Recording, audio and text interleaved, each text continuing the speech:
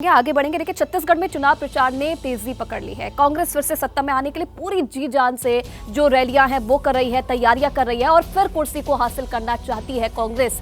ऐसे में चुनाव की तैयारी कैसी है, एबीपी न्यूज से बातचीत की राज्य के डिप्टी सीएम टीएस सिंह ने। छत्तीसगढ़ की जनता के मन में मुख्यमंत्री पद के लिए सिर्फ 3 ही चेहरे हैं, जिनमें से टीएस सिंह देव हैं जो कि उप मुख्यमंत्री हैं। तमाम नाम लिए जा रहे हैं, उसमें आपका नाम हर बार शामिल रहता है। आपको क्या लगता है कि मौका मिल सकता है? अगर मौका मिलने की स्थिति होगी, आप उसके लिए कोशिश अपनी पूरी करेंगे या पीछे रहेंगे और इंतजार करेंगे? जैसा आपने बोला कि अगर लोगों के मन में मेरे लिए ऐसा विचार है, तो मेरे लिए बहुत ही बड़े सौभाग्य की बात है, बड़े संतोष की बात है कि राजनीतिक जीवन के सफर में अगर उस दृष्टि से भी लोग देख रहे हैं तो मैं बनूं या ना बनूं, मुझे लगता है मैं बन गया। एक नॉर्मल मंत्री में और उप मुख्यमंत्री में कितना अंतर आ जाता है इसको राज्य को चलाने के मामले में? शून्य। कोई उसमें अधिकार नहीं होते उप मुख्यमंत्री को, प्रोटोकॉल होता है। उदाहरण के लिए छत्तीसगढ़ को अगर आप लें तो छत्तीसगढ़ की प्रोटोकॉल की जो लिस्ट है उसमें मुख्यमंत्री जी 8वें नंबर पे हैं, उप मुख्यमंत्री 13वें नंबर पे हैं और मंत्रीगण ये 15वें नंबर पे। तो ये प्रोटोकॉल रहता है। ये सब बातें निश्चित रूप से एक सीनियर लीडर होने के कारण सालती भी होंगी। क्या आला कमान से मौका आने पर ये सब बातें आप करेंगे, अपनी बात रखेंगे? कम से कम आला कमान को सब मालूम रहता है, उनसे कोई नई बात हो तो हम लोग करें। इसके पहले जब नेता प्रतिपक्ष की बात आई थी 2013 के चुनाव में, परिस्थिति ऐसी थी कि सारे सीनियर लीडर्स करीब करीब हार गए थे चुनाव और नेता प्रतिपक्ष मेरा सेकेंडरी टर्म था।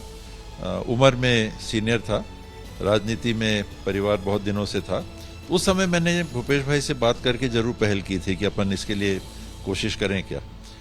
मुख्यमंत्री की जब बात आई 2018 के चुनाव के बाद में, तो 11 दिसंबर को तो मतगणना हुई। 13 तारीख को खबर आई कि दिल्ली हाजिर हो ये 4 लोग।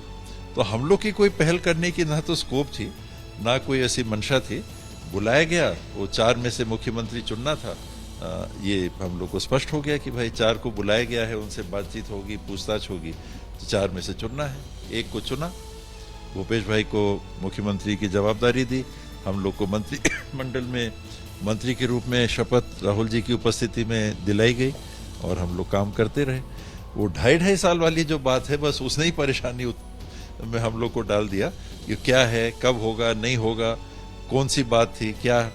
तो बात ठीक है, ठीक है, बात असली बात ठीक है। इंडिया में तो बहुत थी, बाकी बंद दरवाजे हैं और पार्टी ने जब उसके बारे में कुछ नहीं कहा तो मेरे लिए भी कहना उसमें उचित नहीं है। क्या आप अपनी बात ढंग से रख पाएंगे अगली बार के लिए? घर के बड़े के सामने बात रखने की जरूरत क्यों होनी चाहिए? रखा है या नहीं अभी? रखा है कि नहीं अभी? कभी नहीं रखूंगा, क्योंकि वो जानते हैं मैं अगर उनके परिवार का हिस्सा हूं तो मैं उनको घर का मुखिया मान रहा हूं, वो घर का सदस्य मान रहे हैं, तो मेरे बारे में और घर के बारे में तो उनको सब मालूम है। बोलने की जरूरत आप ये सीधी सी बात आप ये कह रहे हैं कि सोनिया गांधी हो या राहुल गांधी हो, उनको खुद से आपको मुख्यमंत्री पद के लिए कंसीडर करना चाहिए कम से कम अब? नहीं, बात में बहुत फर्क है। उनको मेरे को क्यों करना चाहिए? उनका तो पूरा परिवार है, वो पूरा देख के, पूरे परिदृश्य को देख के अपना निर्णय लेंगे। मैं कौन होता हूँ? तो फिर बात कैसे बनेगी? जैसे आप चर्चा कर रहे हैं, आपने कह दिया कि मेरा नाम चल रहा है, मेरे को तो नहीं मालूम, मेरे को तो नहीं मालूम कि मेरा नाम चल रहा है। आपने कहा कि 3 नाम चल रहे हैं, मैंने कोई ऐसा सर्वे नहीं देखा मैंने कोई ऐसी चर्चा नहीं की। ठीक है, ये भी एक अच्छी रणनीति है, ये भी एक अच्छी रणनीति है। जी। तो अब ये बताइए कि अमित शाह लगातार आरोप लगा रहे हैं, क्योंकि अब आप लोग इलेक्शन में हैं, पब्लिक वो ही सारी चीजें सुनती है और उस पर निर्णय लेती है। अमित शाह लगातार आरोप लगा रहे हैं कि घोटालों की सरकार है। शराब घोटाला से लेके कोयला घोटाला, गौठान घोटाला और महादेव ऐप, तमाम चीजों की लिस्ट है 10 से ज्यादा। किस तरीके से इसको आप लोग पब्लिक के बीच में जाकर के हैंडल कर रहे हैं? ये उनका पुराना अशोभनीय और गैर जिम्मेदाराना तरीका है। राहुल जी मिस्टर क्लीन को बोफोर्स उनकी मृत्यु के 10-12 साल बाद होता है कि उनके ऊपर कोई बात ही नहीं है। इस बार बीजेपी आपको लग रहा है कि थोड़ा मजबूत होकर के लड़ाई लड़ रही है, एक चुनौती बनी है? बेसिक वोट शेयर जो है मिनिमम, ये दोनों पार्टियों का कॉमन लगभग सेम। आप देखिए, आप कई चुनाव उतार के देख लीजिए, कोई 30 के नीचे नहीं गया। दोनों 32 मानिए, वो 34 हो गया, ज्यादा सीटें आ गई। वो 42, यानी मुकाबला काटेगा इस बार भी।